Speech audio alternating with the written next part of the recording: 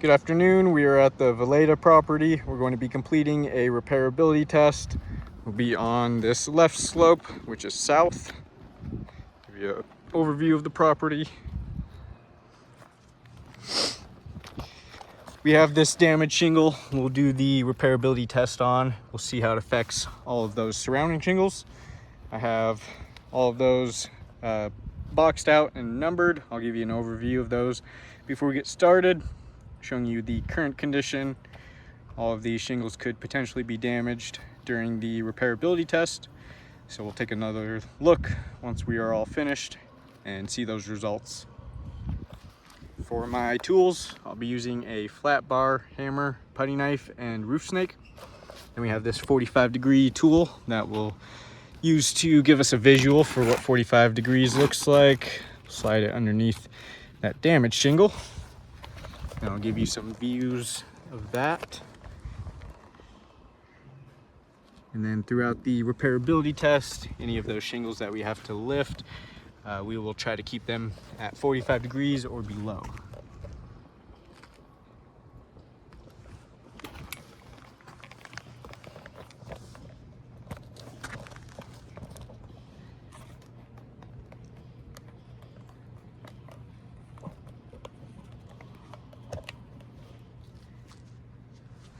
All right, we'll go ahead and get started.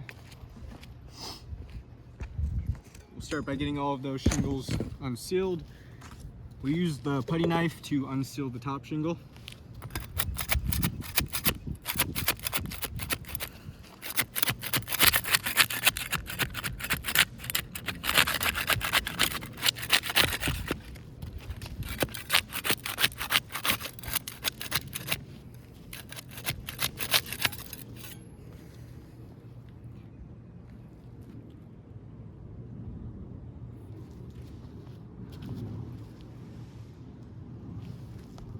Looks like we had some quite a bit of resistance with that putty knife.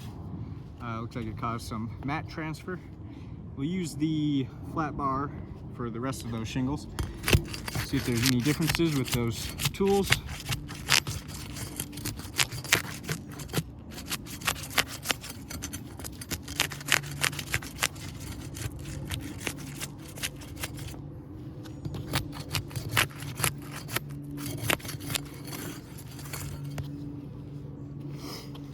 Now we'll start removing those nails.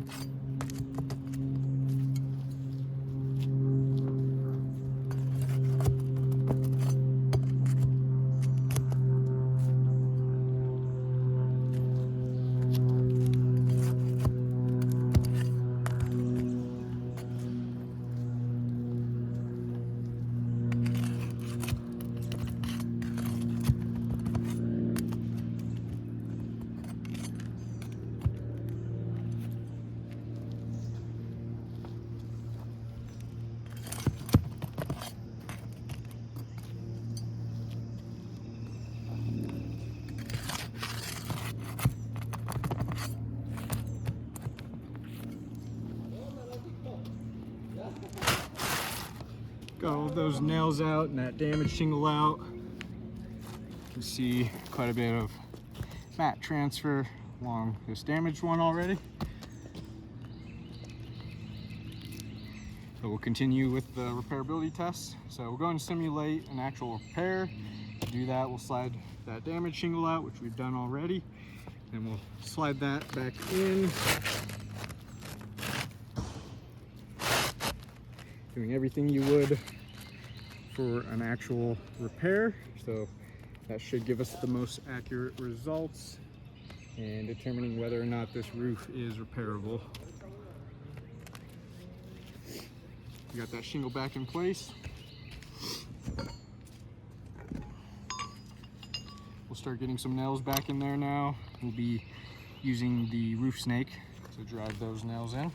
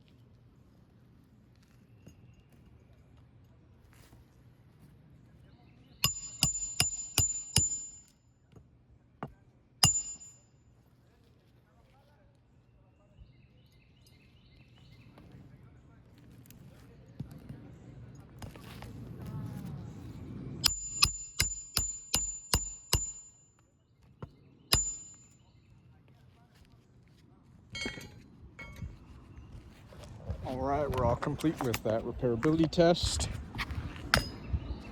Clear off some of this debris so we can see any damages a little bit more clearly.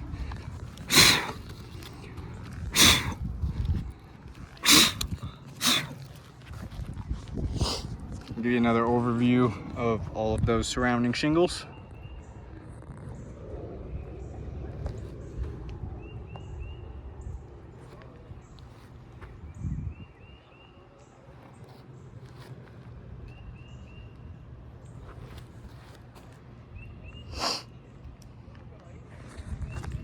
Take a closer look at these shingles right above that damaged one. Take a look underneath at all of that mat transfer. You can see real significant mat transfer right along there. You can see where that piece of matting stuck to the bottom of that tab.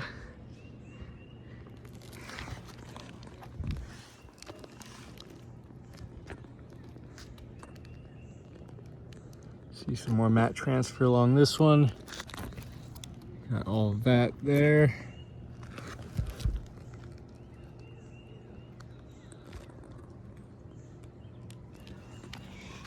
That mat transfer is going to be damaging the integrity of those shingles. As we can see, those pieces of matting being torn off the shingle. It's going to be damaging the integrity. Also going to make it extremely difficult for those shingles to reseal properly once repairs have been made.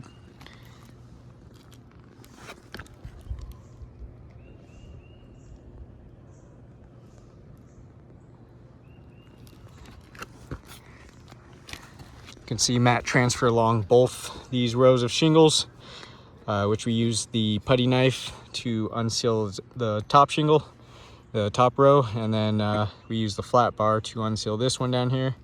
You can see significant mat transfer along both of those rows. So either tool that's going to be used, it looks like it's going to be impossible to get around that mat transfer.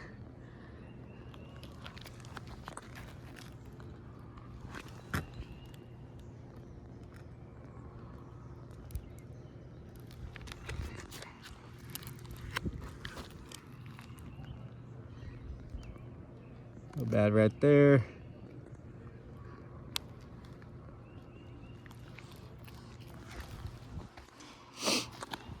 Now I'll show you the top of these shingles. You can see some stress fractures that were caused to all of those tabs as well. You can see where that matting on the shingle broke, making the shingle much weaker in that area with the stress fracture, as those stress fractures are going to be compromising the integrity of that shingle.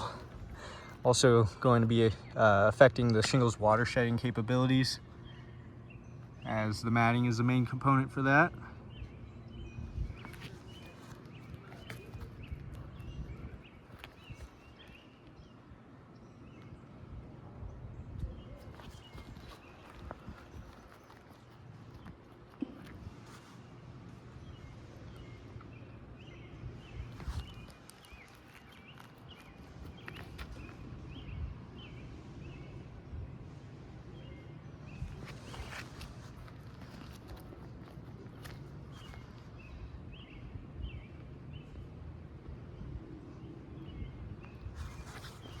With all of those damages, those stress fractures and mat transfer caused to those surrounding shingles, we can see